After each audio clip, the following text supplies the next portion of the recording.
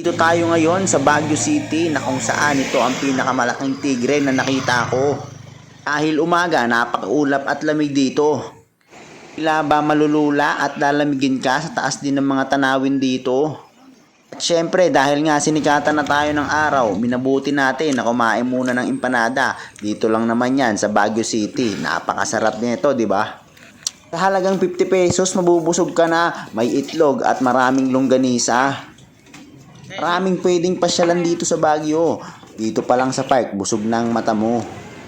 Pwedeng magbike at maglakad-lakad muna, pero minabuti namin sumakay ng bangka at magpakain ng isda. Say hi!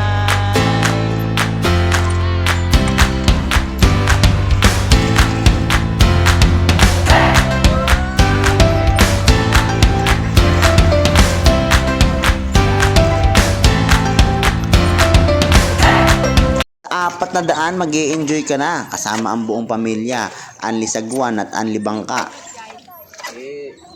Ang gabay ko na nagaway na. Talagang mag-e-enjoy ka rito, magbabike at kahit ano.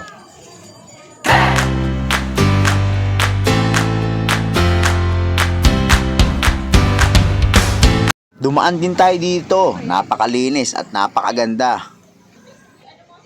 Siyempre, hindi makukumpleto pag di tayo nakasakay ng kabayo. Talagang mag-e-enjoy ka rito. Ayan o. So, Freya. Medyo mapapasubo ka sa akyatan. 100 steps or more pa ang kailangan. So tara, samahan nyo kami para lakbayin pa ang Baguio.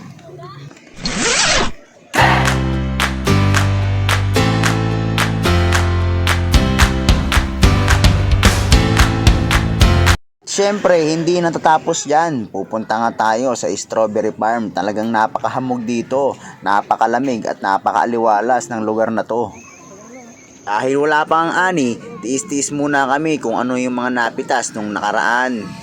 Ganun pa man, nakakamangha kung paano nila ito itanim at iproseso. O kaya, susubukan muna natin at titikman.